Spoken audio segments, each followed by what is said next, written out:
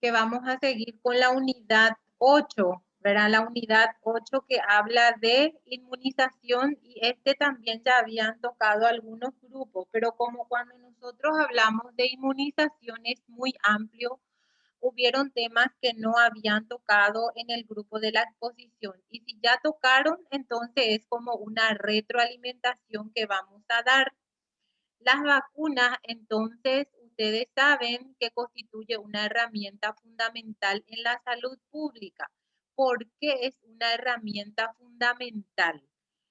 Es una herramienta fundamental porque son entonces viales que se utilizan para prevenir ciertos tipos de enfermedades, ¿verdad? Que son llamadas enfermedades inmunoprevenibles. Inmunoprevenibles nosotros ya sabemos, ¿verdad? De que son las que podemos evitar entonces a través de la vacunación.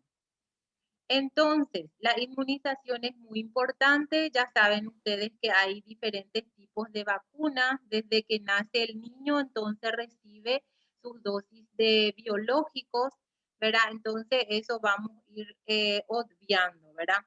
¿Y por qué es fundamental en la salud pública? Porque nosotros, vuelvo a hacer un hincapié, ¿verdad? De que si nosotros realizamos una buena jornada de vacunación, vamos a tener una cobertura elevada y por ende vamos a evitar entonces que aparezcan enfermedades inmunoprevenibles. Incluso, digo bien, hay enfermedades que ya fueron erradicadas, ¿verdad? Pero no porque fueron erradicadas, nosotros debemos de dejar de vacunar.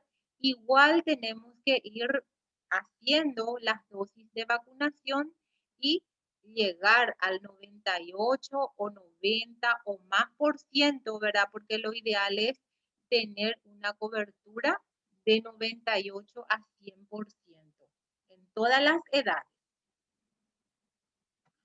Bueno, cuando nosotros hablamos de las vacunas, ustedes saben, esto ya no es nada nuevo para ustedes, me van a decir, esto nosotros ya dimos, perfecto, pero de repente hay cosas o conceptos que van a socializar hoy recién, ¿verdad? Entonces, ¿qué son suspensiones de microorganismos vivos atenuados? Vivos atenuados, ¿por qué vivos atenuados? Cuando nosotros hablamos de vivos atenuados, nos referimos entonces a microorganismos que están así lábiles que parece ser que pueden estar muertos o pueden que no, entonces que están muy así, si nosotros comparamos con un animal atenuado, ¿verdad? Vamos a poner un ejemplo para que ustedes diferencien bien cuando hablamos de vivos atenuados. Es aquel virus que está entre que muere y no muere.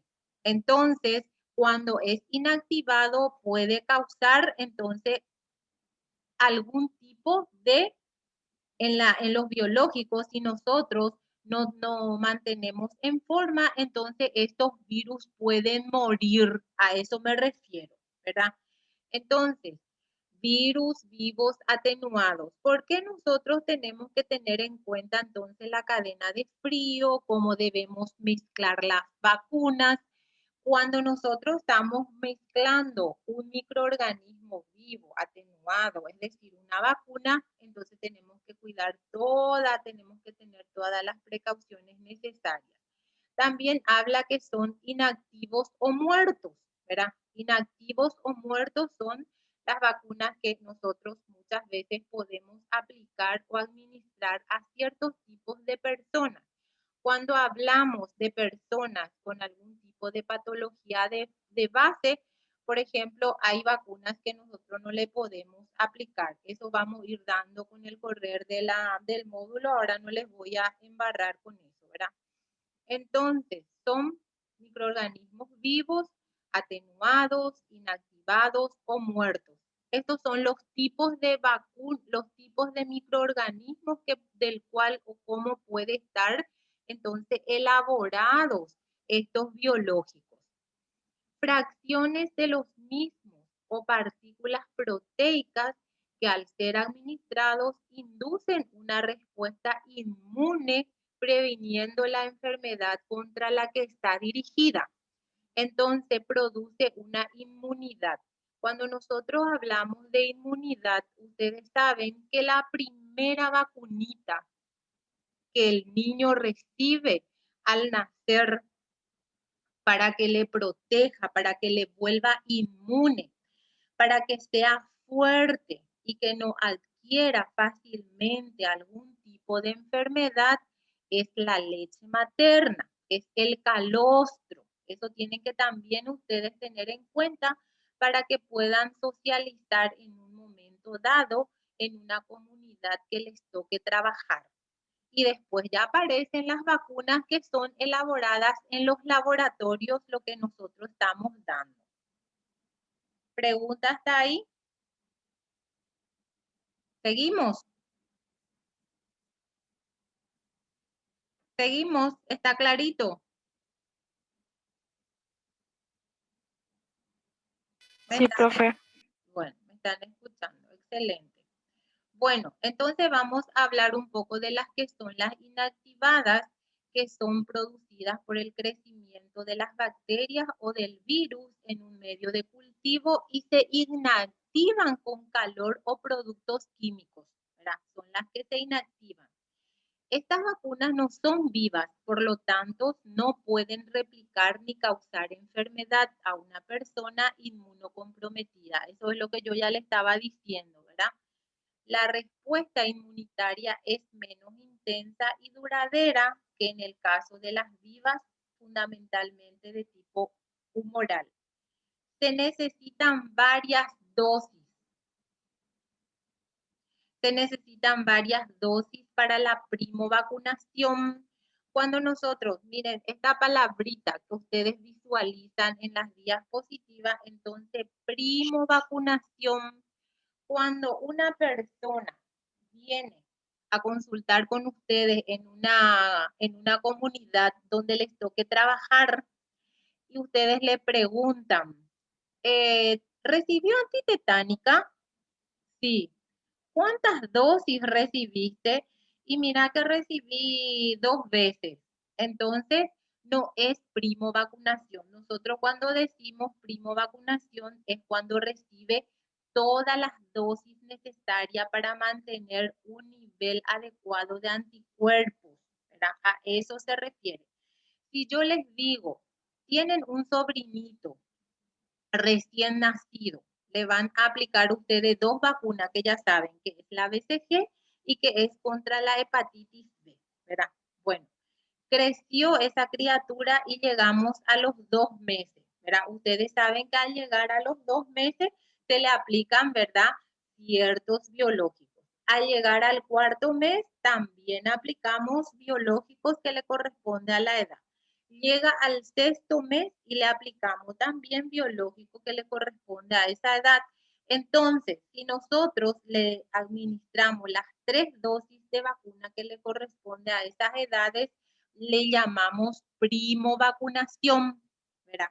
En caso de que ese niño no reciba el total de dosis, no podemos mencionar la primovacunación. Bueno, estas vacunas inactivadas tienden a ser más estables y muy a menudo requieren adyuvantes. Adyuvantes también son productos que se le agrega durante la elaboración. Por lo general se administra por vía parenteral, ¿verdad? Estas vacunas. Parenteral, cuando nosotros hablamos de vía parenteral, ¿qué vía podemos mencionar? A ver, ¿quién me puede dar un ejemplo?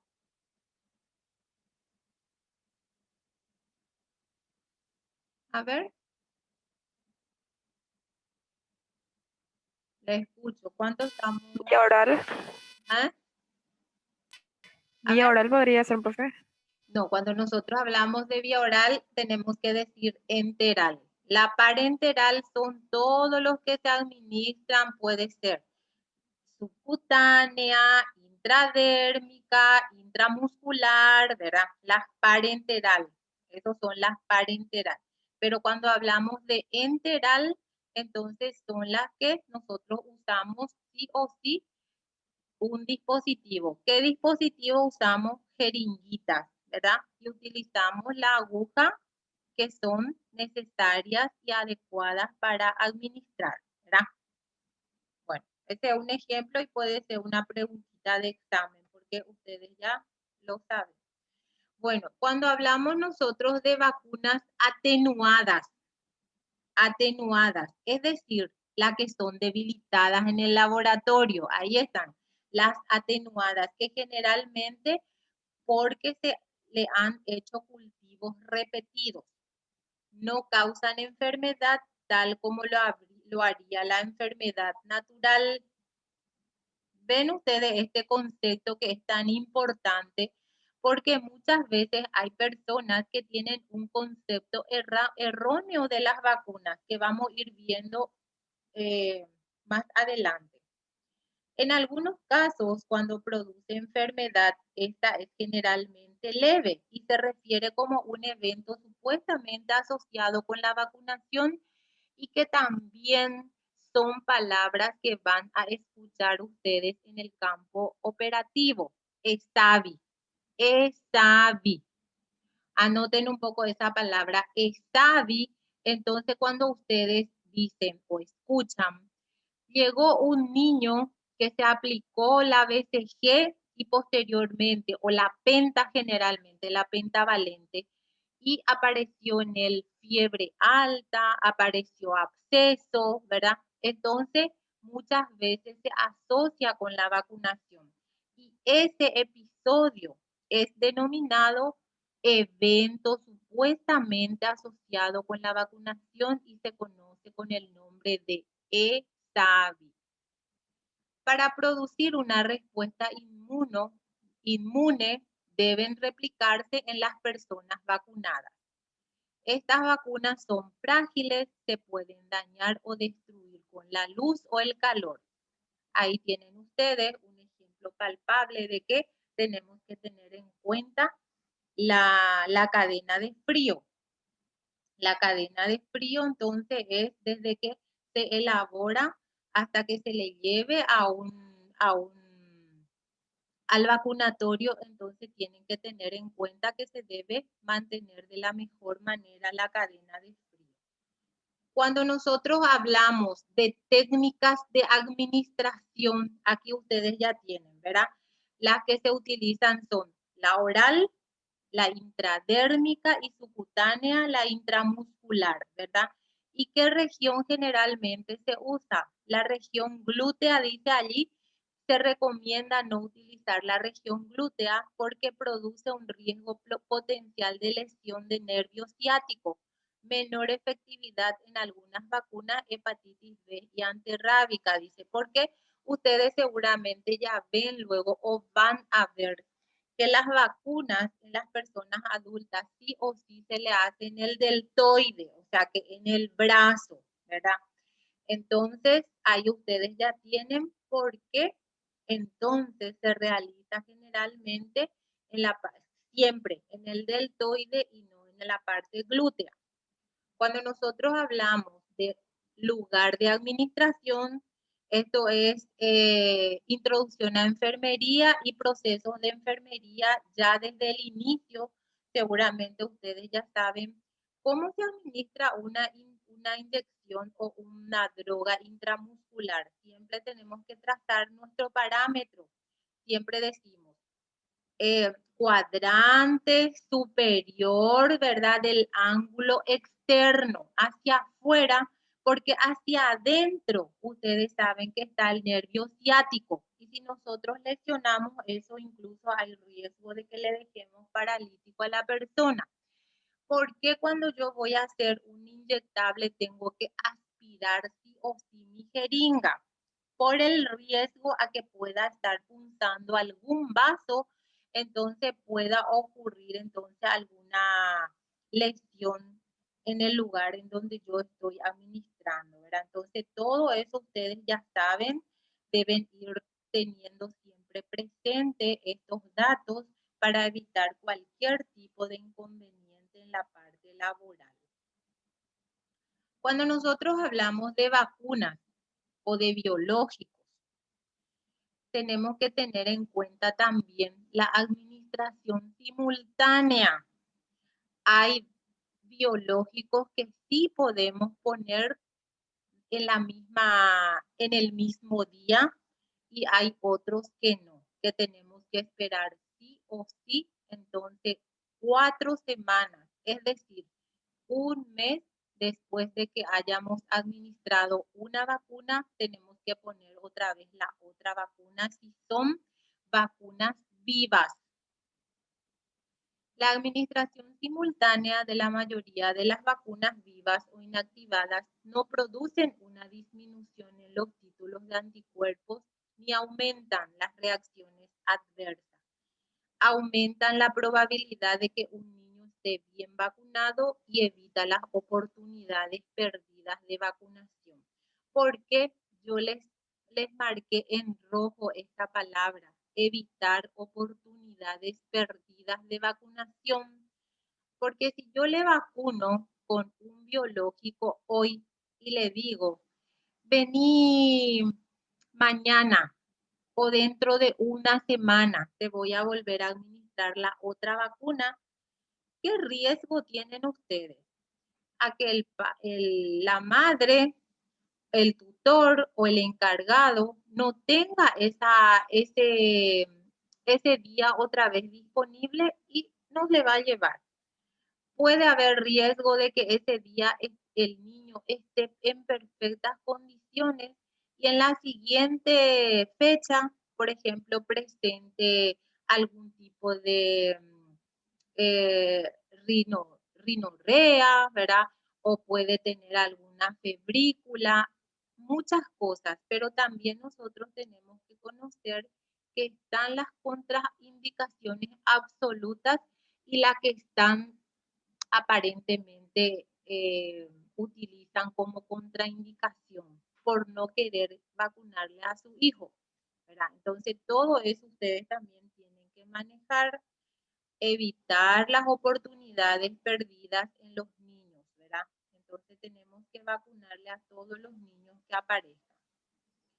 Cuando nosotros hablamos de edad de aplicación e intervalo entre dosis, las vacunas no deben ser aplicadas antes de la edad mínima de indicación a intervalos menores que los estipulados. Generalmente, cuando nosotros ponemos una vacuna a los 2 meses, no le voy a volver a citar en un mes, le tengo que citar en 2 meses.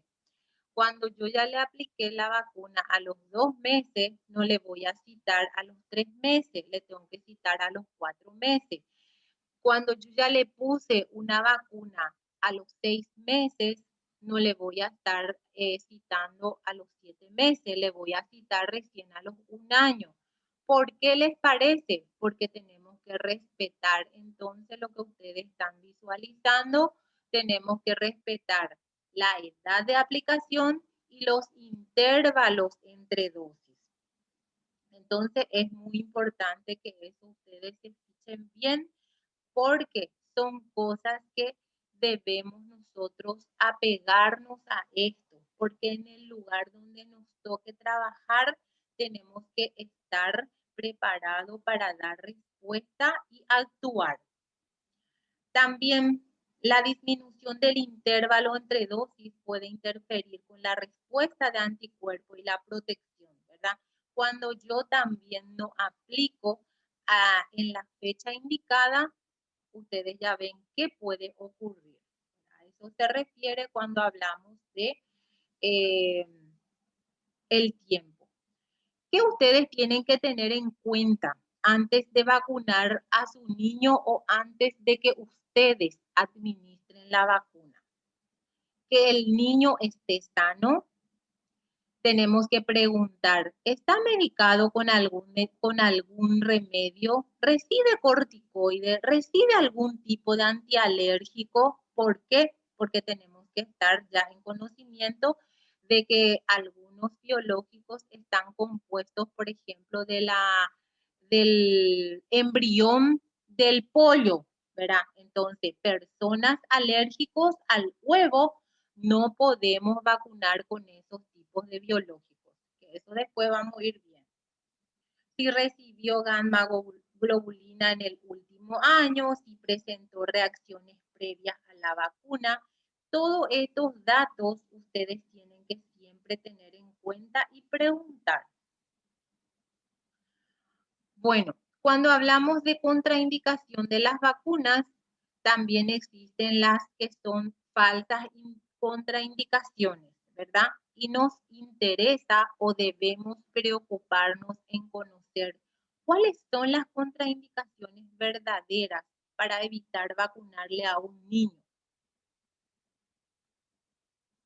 Bueno, cuando hablamos de contraindicaciones, entonces hablamos de las contraindicaciones absolutas. Hablamos también de qué precauciones tenemos que tener y tenemos que tener en cuenta también las contraindicaciones erróneas.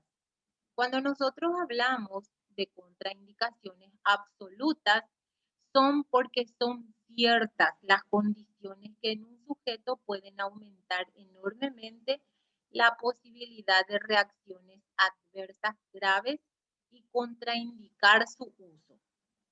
Cuando nosotros no vacunamos por precauciones, entonces no son contraindicaciones, pero debemos tener mucho cuidado considerando el riesgo beneficioso, ¿verdad? Entonces tenemos que también saber por qué se tomó precauciones y es lo que le estoy mencionando. Por ejemplo, si en algún momento recibió una dosis de vacuna y le dio reacciones, entonces tenemos que tomar precauciones, ¿verdad? Y las contraindicaciones erróneas, que pueden ser que en ciertas circunstancias o creencias se consideran en forma inadecuada o como contraindicaciones algún tipo de efecto. Acá les quiero dar un ejemplo. Muchas veces algunos niños, ¿verdad? No todos, ya están viniendo con algún tipo de infecciones, ¿verdad? Ya de la casa. Y cuando se administra la vacuna, ellos asocian. Entonces, no, yo le traje bien a mi hijo, pero ese niño ya estaba teniendo algún tipo de infección, ¿verdad? Pero que no se evaluó bien, ¿verdad? Les menciono un caso de un niño que se le aplicó la vacunita de los 6 meses, ¿verdad? Y tuvo una reacción, pero no a la vacuna. Se hizo todas las investigaciones cuando nosotros tenemos dudas de que haya sido esa vacuna que se le administró. No es así nomás que se cierra el caso. Tenemos que ver qué cantidad de vacuna vino, qué cantidad de niños fueron vacunados con el mismo lote.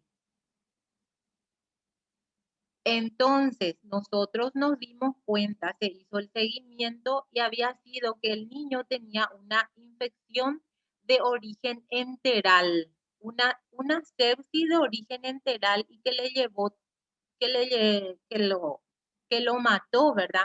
Pero dio la casualidad que él se vacunó días antes. Y cuando nosotros hablamos de efectos adversos de vacuna, tenemos que evaluar al niño durante 30 días. Si en esos 30 días aparece una reacción adversa, nosotros podemos considerarlo estable, ¿verdad? Entonces, son datos que ustedes tienen que manejar. Y acá vuelvo a mencionar lo que es ESAVI, evento supuestamente atribuido a la vacunación o inmunización. Se define como todo cuadro clínico que aparece luego de la administración de una vacuna que supuestamente puede atribuirse a la misma. Eso quiero que graben bien. Bueno, cuando nosotros hablamos de eventos adversos, ¿qué podemos mencionar? Cuando hablamos de eventos adversos, podemos mencionar los errores programáticos. Cuando nosotros hablamos de errores programáticos, incluye error en preparación, error en el manejo o error en la administración de las vacunas. Todos estos errores programáticos nosotros podemos corregir inmediatamente.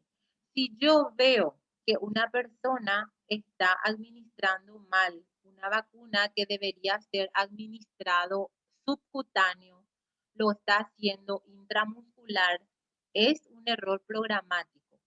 Si yo estoy viendo que está administrando en sitios erróneos, entonces le tengo que decir que eso no debe ser, ¿verdad? Pero ustedes saben que en el momento donde está el usuario, o sea, que es decir, la mamá o alguna persona encargada del niño, no voy a hacer una escena, ¿verdad? Nosotros tenemos que saber también como profesionales el lugar y el momento preciso para hacer las correcciones.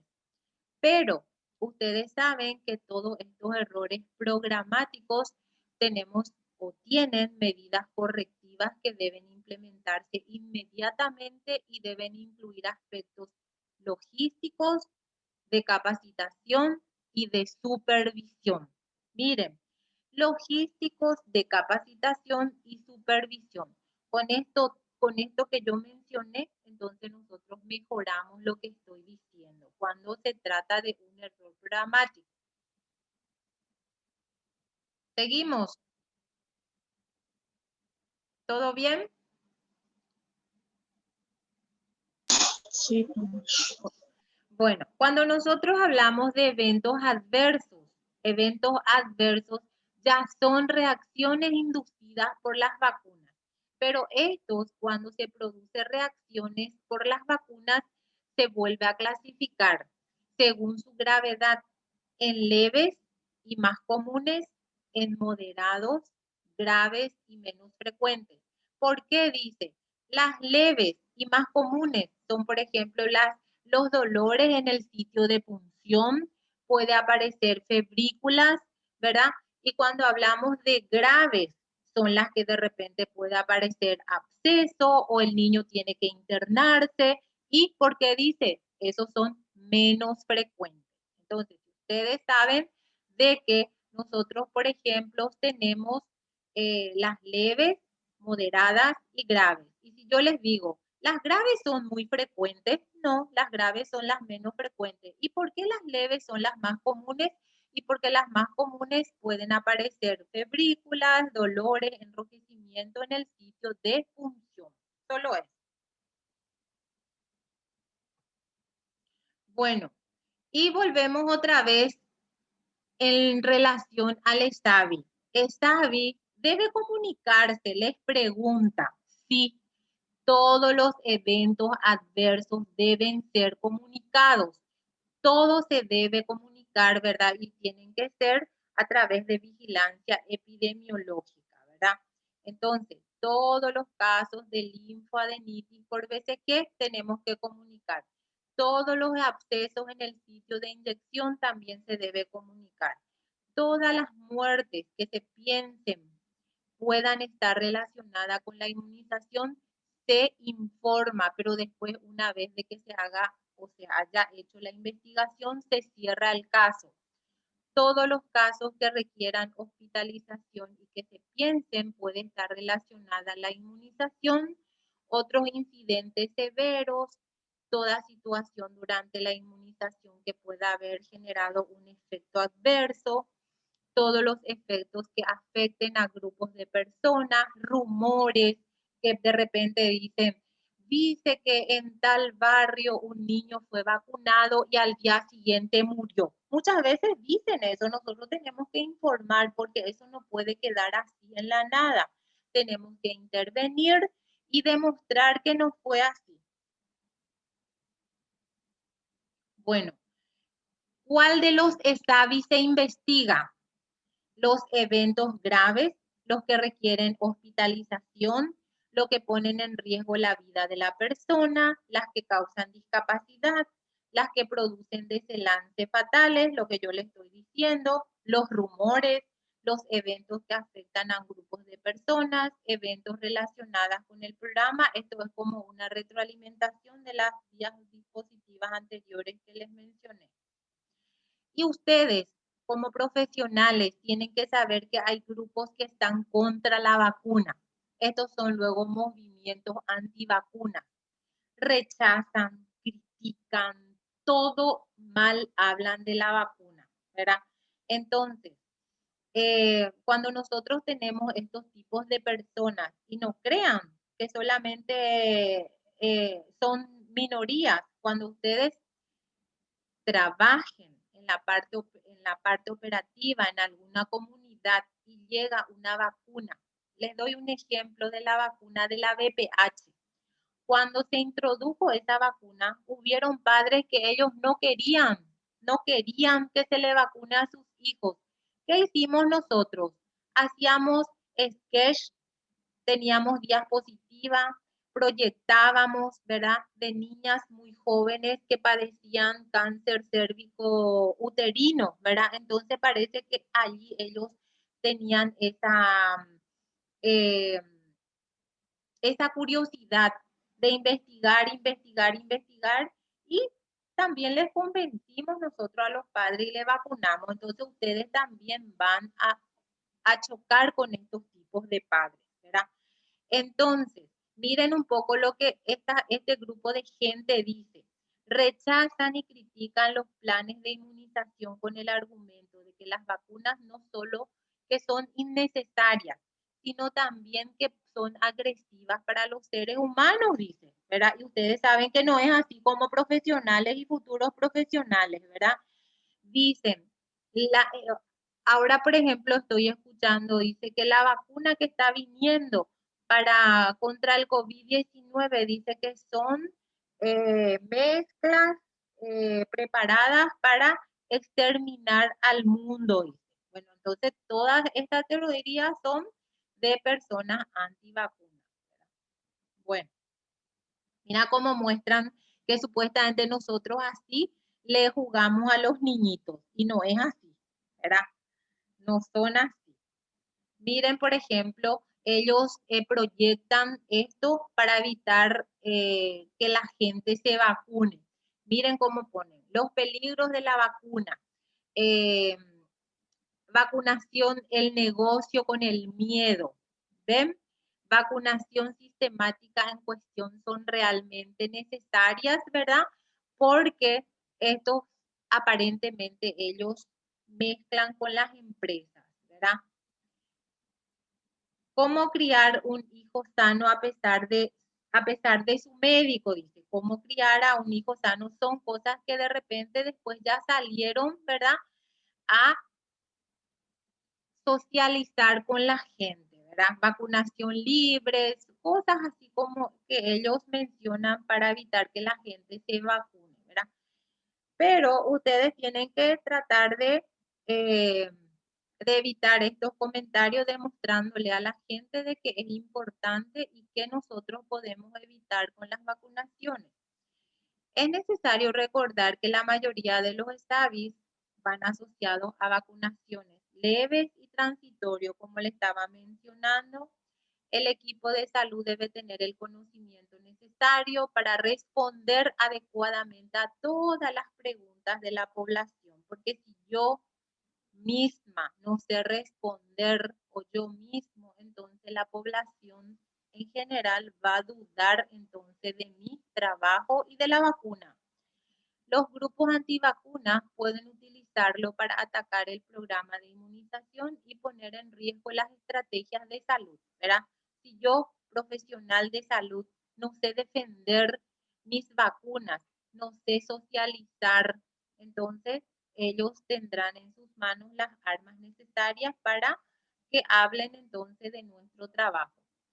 Y esto tienen que tener en cuenta que el peor enemigo de una buena vacuna es su propio éxito, ¿verdad? Ustedes saben de que cuando la vacuna es todo un éxito, eso es su peor enemigo. Dice, ¿por qué? Porque la gente empieza a difamarle a las empresas, ¿verdad? Y ustedes saben que Paraguay tiene un esquema de vacunación, pero mira, brillante, que no le podemos envidiar a otros países. ¿Preguntas? ¿Algunas preguntas? ¿Alguien quiere hacer alguna acotación? Les escuchamos.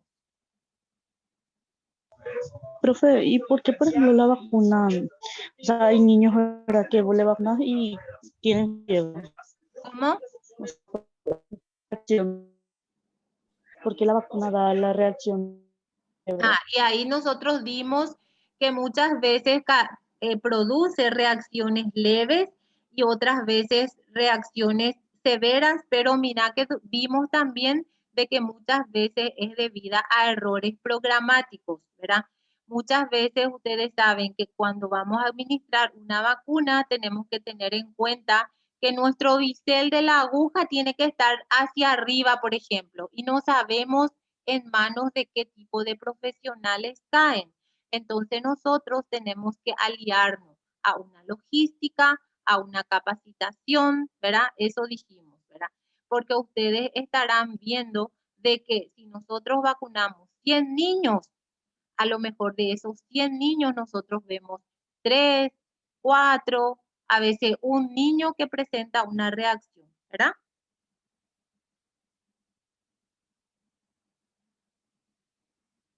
¿Otra pregunta? Nada. Clarito.